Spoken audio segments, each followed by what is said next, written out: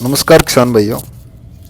आज अपने चर्चा करेंगे कि अनार की फसल में आपको इरिगेशन ड्रिप इरिगेशन करना चाहिए या फ्लड इरिगेशन से आपको अनार में पानी देना चाहिए।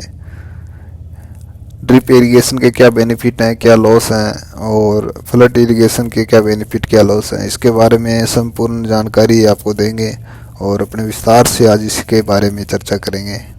तो सभी किसान भाइयों से गुजारिश है, अगर आप मेरे चैनल पे नए आए हैं तो चैनल को सब्सक्राइब करें, वीडियो को लाइक करें और बेल आइकन दबाएं। अगर वीडियो आपको अच्छी लगती है तो अदर किसान भाइयों के साथ भी साझा करें। तो किसान भाइयों, अनार में आप दो तरह से पानी दे सकते हैं। जो ज़्यादा प्रचलन है वो अनार में ड्रिप इरिगेशन से किसान भाई पानी देते हैं। फ्लड इरिगेशन से गन्नू और अदर बागवानी फसलों को पानी देते हैं।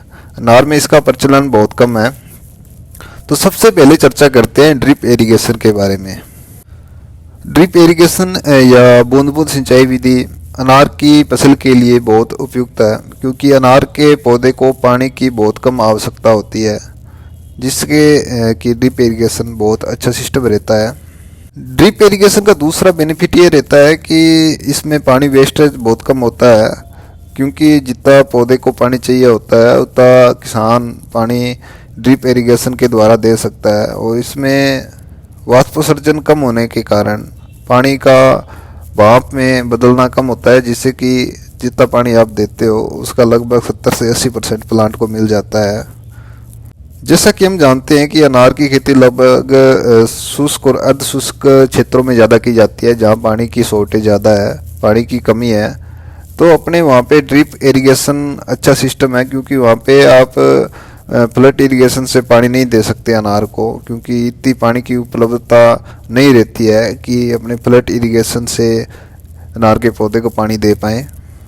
और ड्रिप इरिगेशन से तीसरा सबसे बड़ा बेनिफिट ये रहता है कि पौधे में ज़्यादा नमी नहीं रह पाती है ज़मीन में ड्रिप इरिगेशन से, तो पौधे में फंगस या विल्ट की समस्या कम आती है, क्योंकि जितनी मिट्टी में नमी ज़्यादा होगी तो उससे नुकसान ये रहता है कि जड़ों में फंगस का अटैक ज़्यादा होना शुरू हो जाता है। तो उसमें भी ड्रिप इरिगेशन का बहुत बड़ा बेनिफिट है कि आपको ये ज़मीन में नमी कम मिलेगी, जिससे कि आपका पौधा ज़्यादा समय तक सर्वाइव कर पाएगा। और ड्रिप इरिगेशन का चौथा बेनिफिट ये है कि आप इसको कहीं पर भी ट्रांसफ़र कर सकते हैं। और ड्रिप इरिगेशन का पांचवा बेनिफिट ये रहता है कि आप इसे उबड़ खाबड़ वाली जगह में भी प्रयोग कर सकते हैं, क्योंकि फ्लड इरिगेशन आप उसी ज़मीन में कर सकते हैं जहाँ ज़मीन समतल हो। और देखा गया है कि राजस्थान के बाड़मेर इधर अपने ज़मीनें समतल बहुत कम है, तो यहाँ पे आप फ्लड इरिगेशन नहीं कर सकते, तो आपको ड्रिप इरिगेशन का ही सहारा लेना पड़ता है। आगे चर्चा करते हैं कि इसके क्या लॉस रहते हैं ड्रिप इरिगेशन के।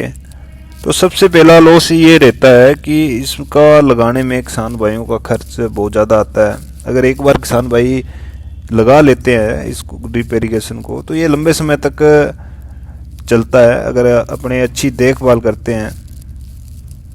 और दूसरा लॉस किसान भाइयों का ये रहता है कि ड्रिप इरिगेशन में कचरा आ जाने की बहुत ज़्यादा समस्या रहती है, क्योंकि जो किसान भाई ट्यूबवेल का पानी यूज़ करते हैं तो उसमें तो ये समस्या कम आती है, बट जो नहर का स्टोरेज किया हुआ पानी अगर ड्रिप इरिगेशन में यूज़ करते हैं तो इसमें कचरा आ जाता है, जिसके कारण ड्रिप जो ब्लॉक हो जाती है।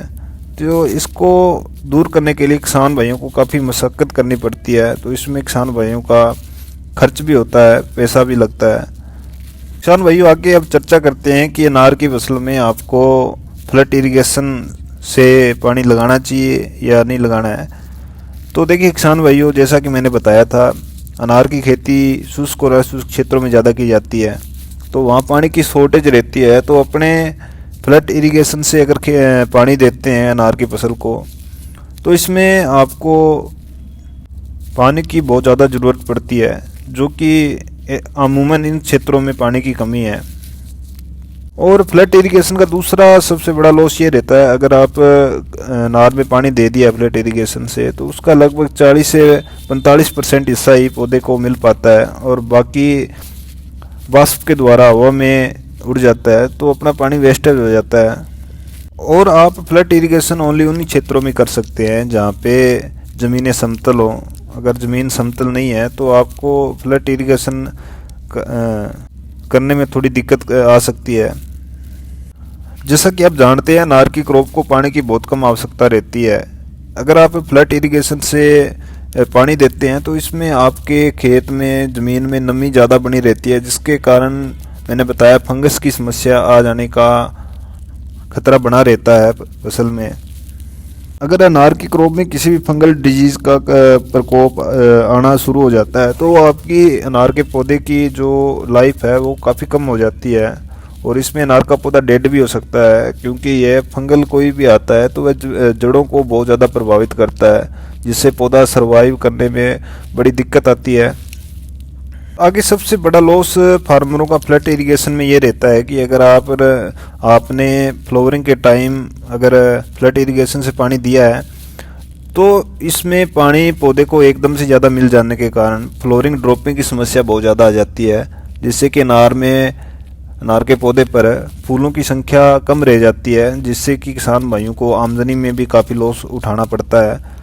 इसलिए किसान भाई फ्लड इरिगेशन की तुलना में ड्रिप इरिगेशन का इस्तेमाल करेंगे तो काफ़ी अच्छा बेनिफिट रहेगा उनके लिए। पानी की बचत के साथ साथ उन्हें आमदनी में भी फ़र्क लगेगा, क्योंकि ड्रिप इरिगेशन अपने किसी भी समय ड्रिप इरिगेशन से पानी दे सकते हैं अनार को।